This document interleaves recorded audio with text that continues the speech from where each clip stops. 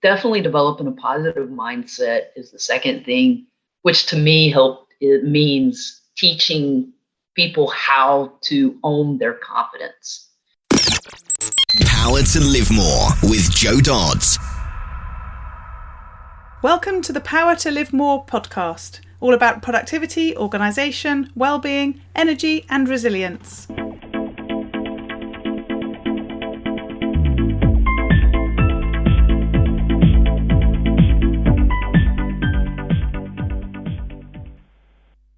I'm Jo Dodds, and I started this show to enable interesting people to share their stories about how they use their power to live more, and by that I mean to do the stuff that they want to do more than the stuff that they need to or should do. It's about creating a life for yourself where you have the energy, health and space to be happy and fulfilled, spending your time as you'd like, whether that be at work, home or somewhere else entirely. That's your choice. Hello. My name is Ellie Dodds and I am co-presenter, and today Jo is interviewing Tami Matheny. Tami was introduced to us by Chaz Jackson of show number 116. Tami is the owner of Refuse2Lose Coaching, LLC, author, speaker, and John Gordon trainer. As a mental game coach, she assists people in all walks of life, not just athletes, with improved confidence, focus, motivation, mental toughness, leadership, teamwork, etc. Tami has a passion for helping others build a foundation of confidence. She has seen firsthand how confidence is key to success in any area in life. Although a standout athlete and student at East Rutherford High School, NC, Tami struggled with maintaining confidence. Confidence continued to elude her during her time at Lenoir Rhyne College, where she played basketball and tennis while earning a degree in psychology. She went on to receive a master's degree in sports administration from the University of North Carolina. It wasn't until she became men's and women's tennis coach at the University of South Carolina upstate that she began her journey exploring and researching confidence. Not only did this lead her to discover how to maintain it for herself, but it led her to where she is today. Today, Tami's goal is to help others on their confidence journey. When not working with others, Tami remains physically active. She has completed a handful of marathons, including the Boston Marathon and ultramarathons. Her longest race to date is a 40-miler. She is an avid cyclist, completing rides over 80 miles. Tami continues to seek new mental and physical challenges. Connect with Tami on Twitter at R2L Coaching. For daily confidence tips, follow the Confident Athlete on Twitter at Tami Matheny. Visit her at www.r2lc.com. Back to the studio. Today I'm interviewing Tami Matheny of Refuse2Lose Coaching. Hi Tami, thanks for joining me. I'm looking forward to it, Joe. Thank you for having me. Lovely. I'm now thinking I pronounced your name wrong after asking how it was. Matheny? That's right, Matheny. Is that right? Matheny, you've got it. You did well. I have a few stories of that where I ask people, I double check, and then I get it completely wrong when I actually go for it because I've obviously ticked that box now I've asked the question. So start by telling us who you are, what you do, and crucially, where you do it. I am in South Carolina, US, and I own a company, Refuse2Lose Coaching, as you mentioned. And the basis of the company is to work on the mental skills, building confidence, helping those overcome adversity, building teamwork, building leadership. 90% of my business is with athletes, coaches, parents of athletes, but I am starting to venture a little bit outside of that as well. But my whole goal is just to create positive, productive mindsets in the companies or teams that I work with. Lovely. And I sometimes get people who are coaches and they've come from a sort of sporting background, but they're now, working in the corporate space. So it'll be interesting to talk to you where you're sort of using your skills within the place where you develop them, I guess. I think you're probably going to tell us. So tell us a bit more about how this all came about. Well, it's been a journey. When I was in college, I did not think about coaching at all. My father had been a coach, and he had told me never to go into coaching. So I was interviewed, and after I played basketball and was interviewed in the paper after a game, and they asked me what I was going to do, and I said anything but coach. Well, our journeys often lead to where we have no idea where they're leading, but I just kept an open mind and ended up becoming the men and women's tennis coach at a university in the South. And that led to how could I better help my team? I knew as an athlete, I had success due to my mind and being mentally tough and trying to maintain some confidence. And so I thought there's got to be a way I can use that to these physically talented athletes I had. So I just started researching and started meeting people. The sports psychology world was very in its infant stages at that time, and just started learning and developing and growing. As a coach, I worked on the mental skills informally. And then I started thinking there can be a job for this, and found a man that did a certification, Dr. Patrick Holm, and he certified me. He has a certification school, and I became a mental game coach. So it was a long, wonderful path that led to this. And I tell everybody that I have the best job in America. I get to help people better themselves and look and find the positive during adverse situations. COVID has challenged us all, but it's made us all step out of our comfort zone. And that's one of the biggest things that I challenge people. We develop confidence when we're willing to get out of our comfort zone. Mm-hmm. And I've really had to live that during COVID. Mm. Before COVID, I think I had done maybe one podcast, very few interviews online. And I have lost track of the podcast, webinars, Zooms that I have done since then. So, I've had to live my own words, Joe. Yes, yeah, absolutely. I was talking to somebody the other day who said that there's a big corporate who've said that Zoom calls are banned on Fridays, which I thought was a rather heavy-handed way of encouraging people to do fewer Zoom calls. But I could understand where it would come from. Yes, I jokingly say I have Zoom butt now, but which as a sports coach is maybe not a good sign. Very true. Although I suppose you're not the one that's actually supposed to be doing the exercise, it's the people you're coaching. Exactly. I do try to, just for my mental state, to get some exercise, but very true. So how has COVID affected your sort of community in terms of sport? Because I'm thinking in the UK we seem to have had a massive growth in cycling and running, and many more people walking than ever did because they could, and they couldn't do much else, sort of thing. And the team sports, my daughter plays netball, hockey, football, whatever, have spent a lot of the year not being able to get together. And at the elite levels they've been able to for a good proportion of the time, but grassroots sport hasn't really happened. And I wonder how that's impacted the mental health of people who absolutely live for their sport. I mean, my husband's a sort of high level sailor, or certainly was back in the day. He's a bit old now. but he was absolutely traumatized. I mean, that's probably the most important thing in his life, and he couldn't, get his head around not being able to do some of that over the summer last year, particularly in the nice windy days. How's it affected your sporting community? Very much the same way. I think I mentioned earlier before we were live that the U.S. is such a large country, and every state has operated like a different country and having their own rules and regulations. I think there's still places in California and New York that the team sports have not returned to normal. In the South, it's pretty much opened up a good bit since January, but they're limiting it to not traveling as much, not having the athletes on the road.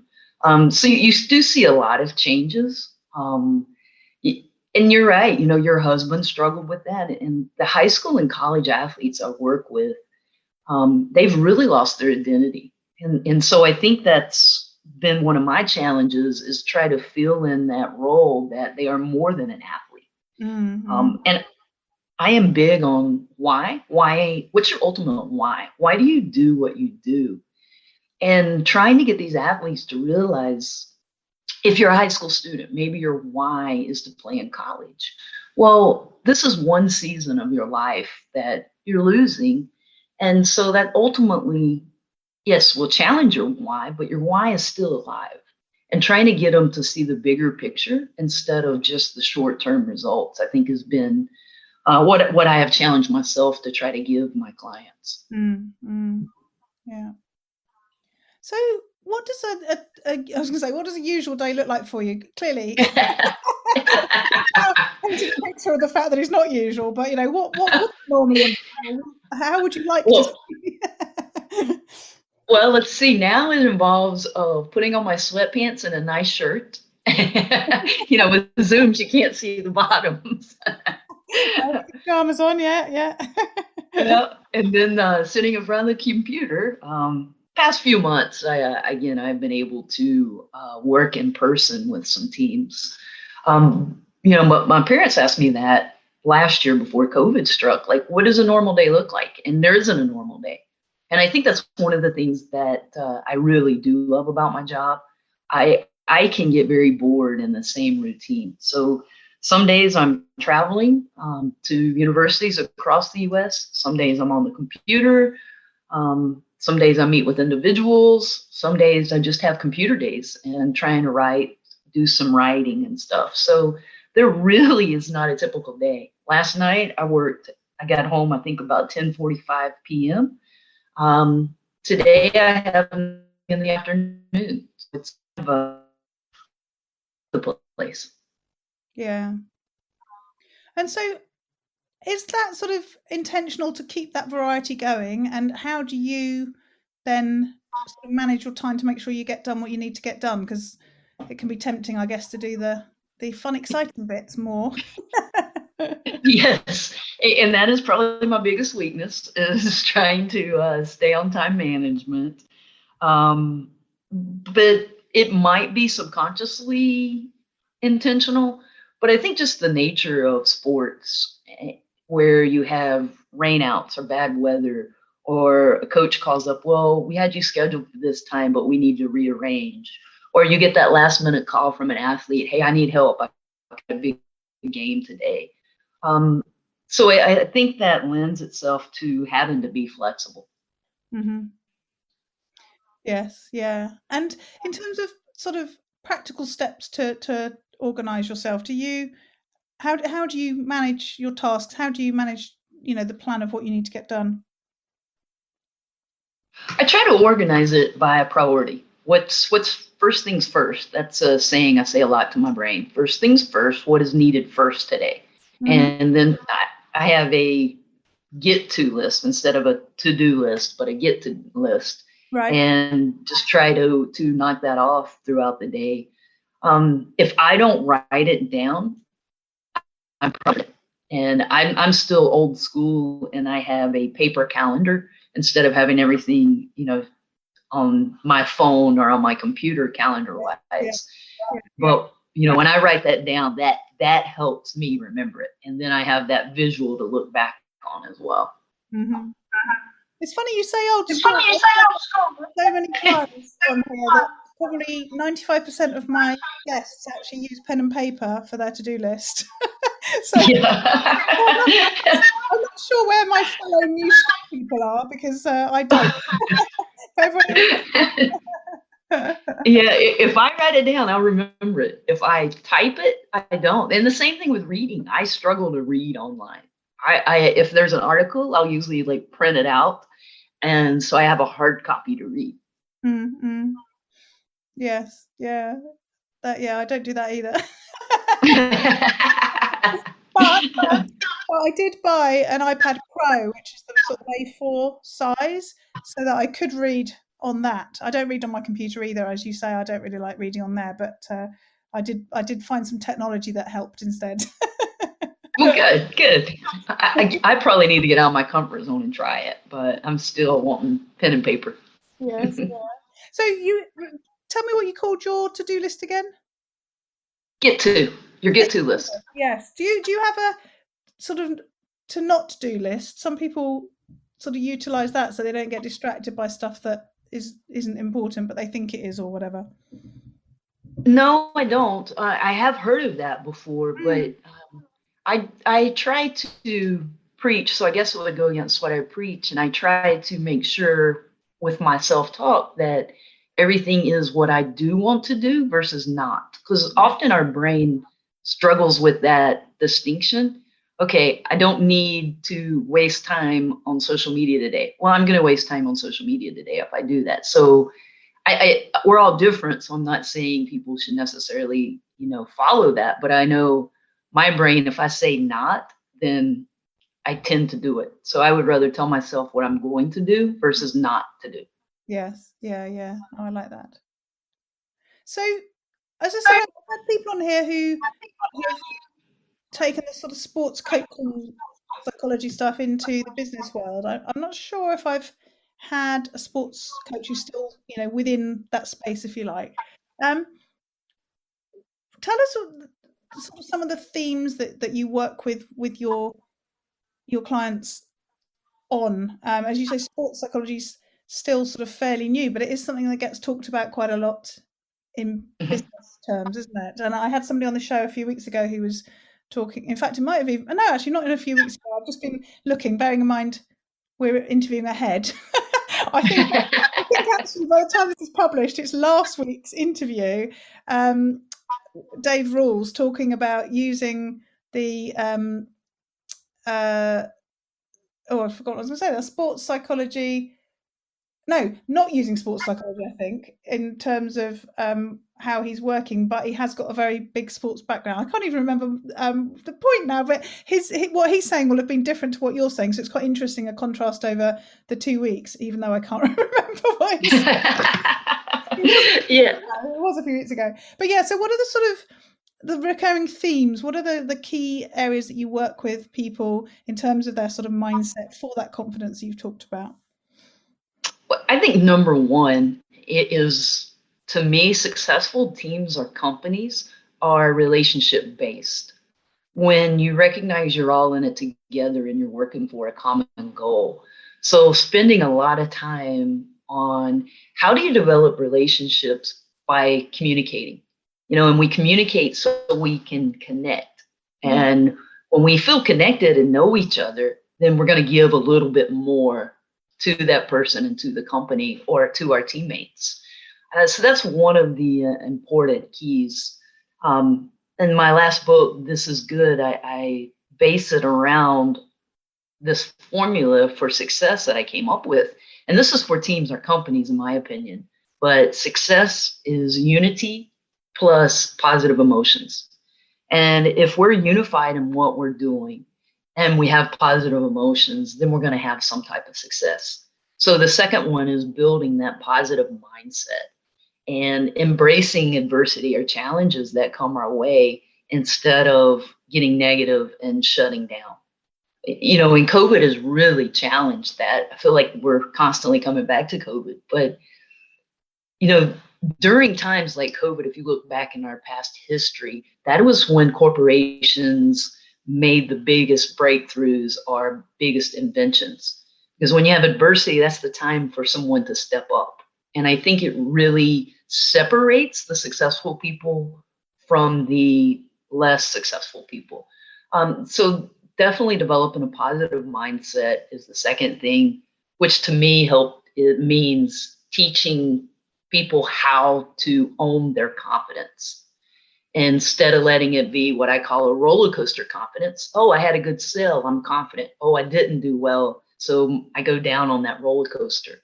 And then the next part to that is helping them learn how to focus their brains and shift the focus when it's not on something that's going to help them be successful. Because you talked about one of the challenges for the sports people in the last year has been the thing that they identify with, the thing that they are as sort of college sports people or whatever hasn't been an option. And I think that's true sort of in corporate situations and in people who run their own businesses as well. I mean, I remember when I started my own business, I was a publisher to begin with, and I'd come from being a director of HR. And I remember, I actually can still remember that first networking event I went to where I actually said I was a publisher.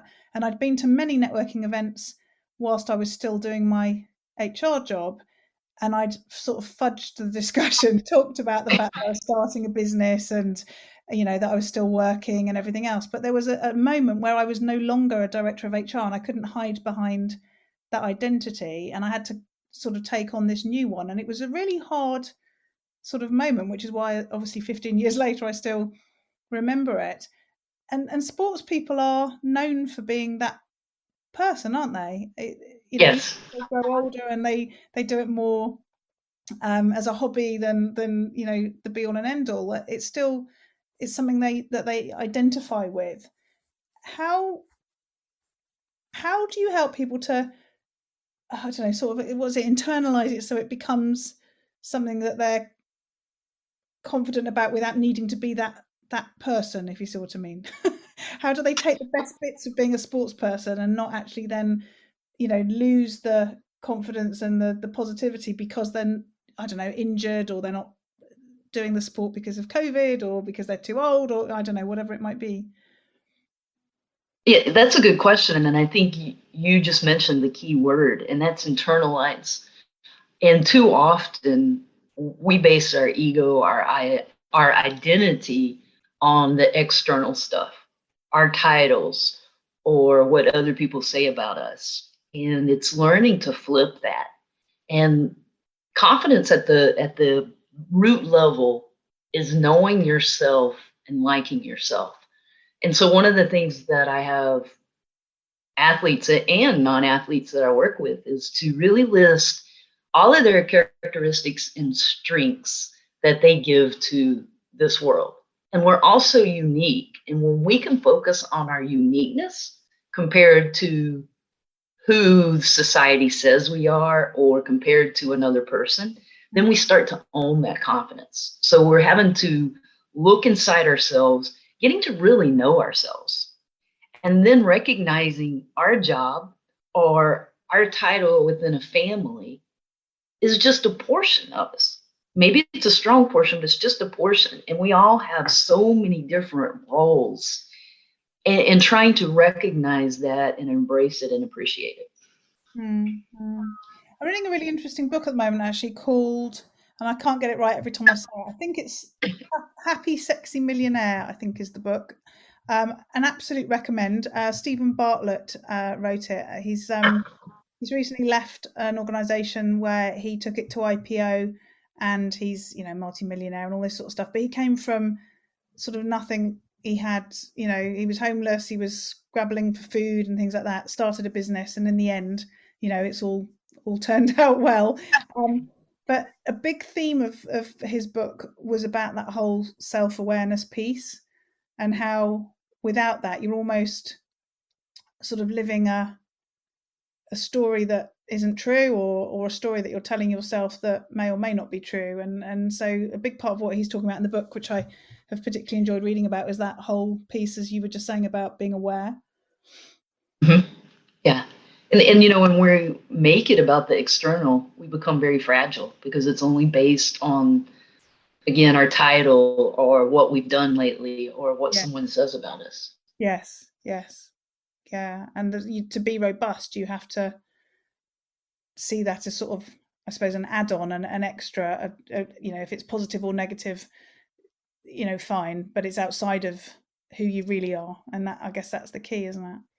Yes, it is. And, I think it's for that person in a job that gets fired or an athlete that's lost their season, of flipping their focus to, okay, how do you use this to better yourself in life? And life is so much more than about a job or about your sport.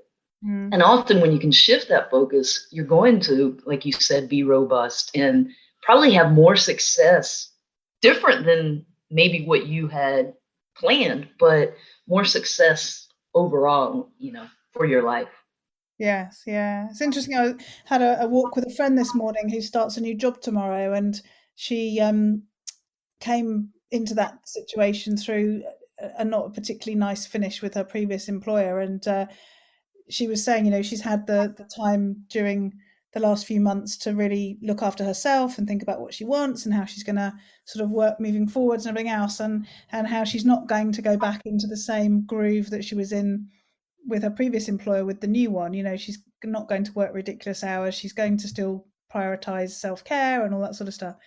And we were laughing, saying, if I was an employer, I wouldn't employ anyone who'd abruptly left their last job, because I guess you don't always entirely reveal the circumstances. But I was laughing, saying I don't think I'd ever employ somebody who's left somewhere under a bit of a cloud and had time to think about their life and how they're going to live it moving forwards, because they won't be that committed employee that you think you're getting.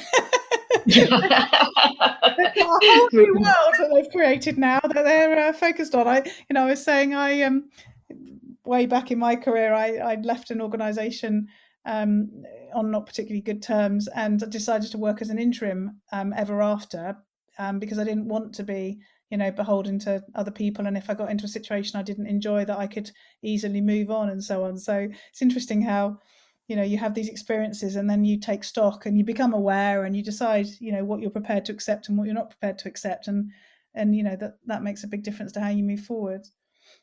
Yes, definitely. And I think we need to be there to learn that. I myself had a job that was ended a lot earlier than I wanted it to be ended. And I threw a pity party for a couple of months. Yeah. And then I kind of got over myself and recognized now I could do what I really wanted to do. I wasn't that happy in the job. And so it turned out to be the best thing professionally that ever happened to me. Yes. Once I could allow myself to recognize that and move forward. Yes, yeah. I think there's many people who say that. It's certainly what I said about my situation as well. She said, people who get made redundant and all that sort of stuff, they say in the end it was the best thing that ever happened. Doesn't feel like it though, does it? Yeah. And it doesn't, but again, that's where your mindset shift has to happen. One of my favorite sayings is "This is good," and it's taken from an African folktale. But the whole idea is nothing's bad or good till we decide it is. And when something doesn't work out for you, too often we just respond to the immediate result instead of trying to keep our brains open to be alive, to welcome something different that again could lead to something better.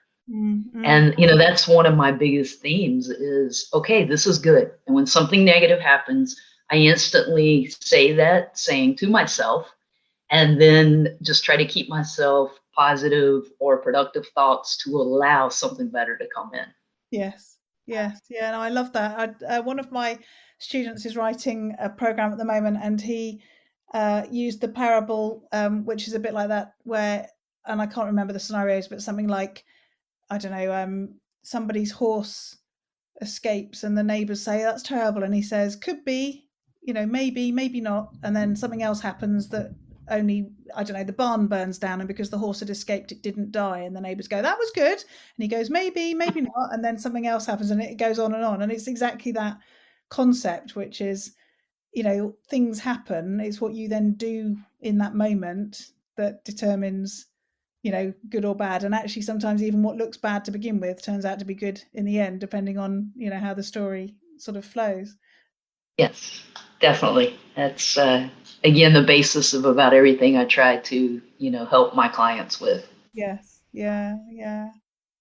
And so how do you do that? How do you enable people to reflect on things that maybe they think are like the worst thing in the world, something terrible that's happened, and actually turn that into something that makes them stronger or is more positive?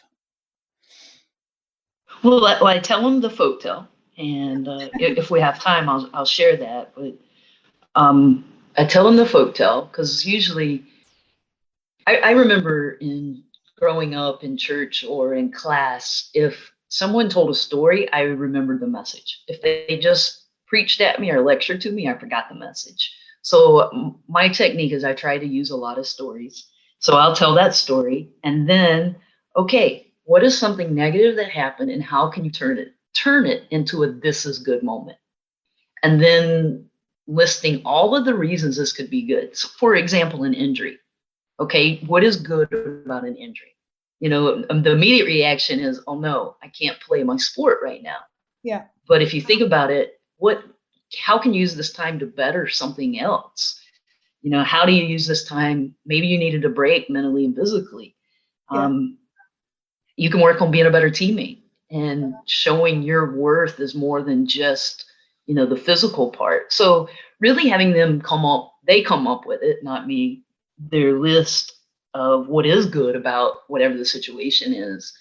And then I start off every session. Okay, give me 3 to 5 examples. I just change it up of events that happen that you turned into a this is good situation. So it's getting them to be aware. Because again, I think our brains just get in a habit of responding in a certain way. So we have to just rewire it to start seeing what is the positive that could happen from this. Mm-hmm. Yeah. I'd love it if you did share that story. We've definitely got time. Okay. Well, again, this is taken from an African folktale. And there was a king in Africa, and he had his best friend that he kept on the court with him because the best friend was great at always reminding him that things were good. It could be the worst day in the world, and he would say, "No, this is good." And so he really helped the king have a positive mindset. Well, one day they go out hunting, and the best friend loads the king's rifle for him. Well, it backfires and blows the king's thumb off. So the king is irate and he throws his best friend into jail. All the way to jail, the best friend was like, "This is good. This is good." Mm-hmm. He's in jail. The other guys in the jail were like, "You're an idiot, man. This isn't good. Your best friend just threw you in jail." "Nope, this is good." And he's in jail for 1.5 years. And in the meantime, the king went on another hunting party. And his hunting party was captured by a band of cannibals. And the cannibals were going to kill them and eat them one by one. But they were very superstitious. And when they got to the king, they recognized and saw that he didn't have a thumb. And they didn't believe in killing or eating anything that wasn't whole. So they let him go. And he was like, oh my gosh, my best friend just saved my life. And he runs back to the prison and he gets down on his knees and he says, "Please, please, please forgive me." The best friend, of course, says, "This is good."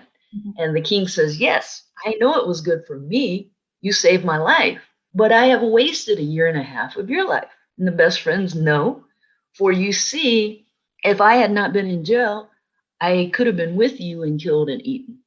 And so just that, when I read that story, I don't know, about 10, 12 years ago, it just resonated with me. Yeah. Hopefully that's dramatic than what we have to deal with every day. But yeah, would you rather lose your life or spend 1.5 years in jail? I'm settling on jail, right? But just if we can take that into everyday scenarios, then how much happier, more successful, more confident we're going to be. Absolutely. Yeah, no, I love that. Yeah, it's a similar story to the one that I badly was telling earlier. I'll have to look that one up. I'm always in the search for new stories. Anyone who listens to the podcast regularly will know I never remember quotes properly and I never remember stories properly. I know the feeling of it. And obviously today I've done a public first and completely forgotten the point I was making about a previous interview as well. But apart from that, this is good. Somehow this is good. Exactly. This is good. Exactly. Yeah. And I mean, we said, we keep sort of referring back to COVID, but that last year, there's been so much of that for many people. There's been some sort of, terrible stuff, some not so great stuff. But I always think that, there's upsides to most things. And, I don't know, I'm thinking about our own scenario. I spent much more time with my 14-year-old daughter, which has actually been a good thing. Mm-hmm. Yeah. We've, I don't know, decluttered the house. I think that's something we did. I've reorganized my office so it's all nice and cozy, and certain things that wouldn't have happened but for the fact that I had more time and nothing else to do, sort of thing. So it's yeah.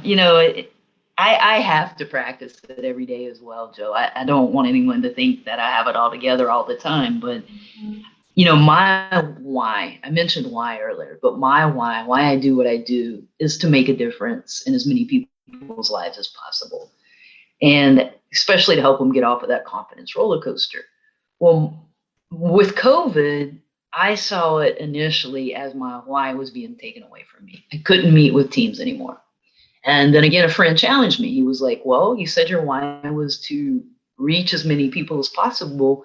COVID's going to give you that opportunity with how the Zooms and podcasts and interviews were booming. Yeah. And I was like, he's right.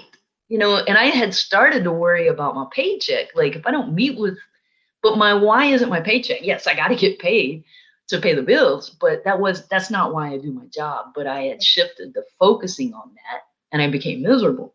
And once I could change my focus of, I get to meet so many people, and it's been amazing for my job. So, I've had to apply this too. And I think it's good that I talk about it because it keeps it on the forefront of my brain.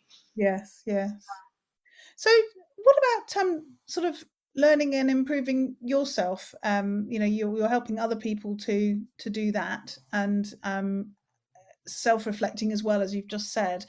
Have you got some sort of practical things that you do, tips that you might have for learning and improving as you go through? This isn't as much as learning, but as improving. I have several routines that I do that really can wreck my day if I don't do them, as simple as they are. But I like to spend my first few minutes in the morning and I say my why in the mirror. And there's some kind of strength when you look yourself in the eyes in a mirror and tell your why. And the days I miss that, it's amazing how bad the day can go. But I'm setting the tone right there to remember my why. Because, I can get tired or exhausted. Oh, I don't want to have to meet with this client today. But then I remember my why and I see it now. No, this is another opportunity to make a difference. So doing that first thing in the morning, and then I spend a few minutes just visualizing how I want the day to go, and seeing things that could come up, like schedules being changed at the last moment, and just seeing myself being flexible and responding in a healthy way to that. At the end of the day, I like to finish with, who did I make a difference with today? And then all the things that I'm grateful for. So those are kind of routines I do to help keep me on track. And as far as learning, I do enjoy reading. For some reason during COVID, though, I haven't read as much. I think I've been writing more, and I stopped reading because of that. That doesn't make sense, but I do enjoy reading. But more importantly, I think it's conversations. And I've never really appreciated conversations until, I don't know, a few years ago, but especially with COVID, and just talking to people and having the mindset, what can I learn from them? And I think I used to, at a younger age, have too big of an ego and wanted to just talk, and I didn't listen to others. But now it's, hey, what can I learn from them? And trying to remember that and apply it. And so that's probably the biggest thing I'm doing for learning. The next thing would be the self-reflection. When a client tells me something that happened or something happened with the team, my first thought is, well, how would I have responded initially? And then trying to plan ahead, if that were to happen to me, what is going to be my response? Yes. Yeah. Lovely. Thank you. So, last couple of questions. What about those days where it all goes horribly wrong? How do you deal with those days? This is funny kind of, but I try to embrace them, because every day is not going to be good. And I'm learning to be more gentle with myself. I used to get really mad of, oh my gosh, we're so unproductive today, Tami. And then that led to another unproductive day. But those days that I do have a rough time, I try to think, if there's nothing pressing that has to be done, I try to give myself that day and try to do something that nurtures me mentally or physically. Going for a long hike, or taking a bubble bath, or just, okay, the brain's not on today, I'm going to let myself watch a movie tonight. So trying to just embrace that time, and then so I can come back tomorrow, more productive. Yeah, yeah, yeah. Agreed. And the last question, which is about those days where you get to live more, and that's what I define as getting to do more of the things that you want to do and less of the stuff that you don't want to do. What do those days look like for you? Those days where I am completely engaged with the teams I work with. Like yesterday was a great day for me. I was able to engage with several individual clients. I was able to engage with my parents. They're visiting from Florida. I had some really kind of phone calls that were really engaging and stimulating. And then I got to finish off the day working with a team, so a softball team, and they hired me to be on the bench to keep all the athletes positive and productive and keeping them mentally and physically ready. And it was probably the most dramatic sporting event I've been at, with parents getting thrown out and just so much adversity. It was almost comical. Yeah. And it was dragged on forever, but I really enjoyed every moment because it was fun to see. It was a competitive game, which, that still gets my juices going, the competitiveness. And seeing these young ladies, like, they didn't respond negatively to any of the craziness that was happening around them. And the other team is responding so dramatically to every bad call or every bad situation that happened. Yeah. And it was just a proud moment. And this is high school, and I'm thinking, in the grand scheme of things, this isn't like it's professional, but I think that's what made it even better for me. It's these young kids are learning, and they're seeing how they respond to things that happen, help them have success. And they ended up winning by 1 in the very last inning. So that was even more rewarding because I like to win. Lovely. Give me some flashbacks to my late father-in-law by the sort of getting the parents sent out and things like that. He was very competitive and used to get a bit carried away with his opinion. Yeah. Parents seem to be getting worse and worse. Yes, yeah.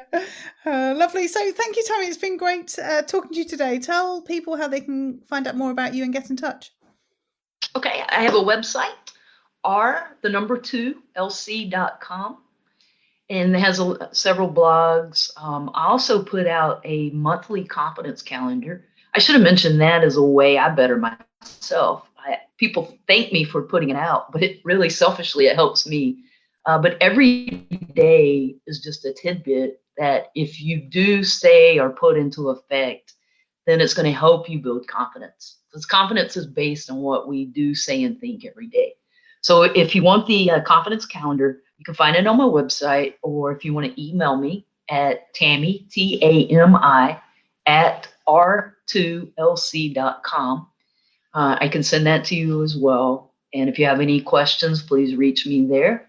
I'm on Twitter at Tami Matheny, as well as another handle at R2L Coaching. Brilliant. Thanks, Tami. Thanks for your time today. All right. Thank you, Joe. I've enjoyed it. Stop feeling stuck and overwhelmed. Join Power to Live More Calm membership today and make an investment in your future. The Power to Live More Calm membership is designed for coaches and consultants struggling with the pressures of running a home-based business. You get access to our supportive community, including weekly Zoom calls, accountability, learning materials teaching you online marketing, audience building, income generation, and all sorts of other things you need to run your home-based business with ease, along with materials like templates, checklists, and planners to keep you motivated, organised, and productive. To learn more about the Power to Live More Calm membership program and apply, visit powertolivemore.com/getcalm. All this information is available in the show notes. If you go to powertolivemore.com / in this case 214, then you'll find them there. And this week's topic within the theme of self-care for June was eating. And that forms one of the 4 areas I talk about within self-care, which are eating, moving, sleeping, and being. And we had quite a discussion about keto at the Gold members call on Monday, because one of our members is Jackie Fletcher from Fabulously Keto. So obviously she brought some information to the group from there. I don't really specifically talk about particular sort of eating regimes, diets and that sort of thing, because I'm not an expert. It's not my thing. My view is that we need to eat well to give us energy in order to be able to run our businesses and live the lives that we want to live. But that we each, like I say, really with most of running our business and our productivity and everything else, we each have to find the thing that works best for us. And it's a bit of an experimentation. It involves research. It potentially involves working with other people to help us to sort of eat the things that are right for us. So we were talking particularly about keto because Jackie was there. It's something that I'm interested in, and some of the other members are too. But it's not for everyone, and it's very much up to you to research and investigate and test and see what works best for you. But the overall view, the overall thing that I say, as I say, is that it is really important to get your eating right, so that you have, along with your sleeping and your exercising and your being, that you have enough energy to run your business and to live the life that you want, which is all about getting to live more, which, as you know, I say is about getting to do more of the things that you want to do and doing less of the stuff that you don't want to do. So the question for this week is, how are you eating? Are you eating well? Is there something you can be doing differently so that you're eating even better? And how can you sustain that and keep that going to give you that energy? Again, the show notes are at powertolivemore.com/214. And we look forward to speaking to you next week. Use your power to live more.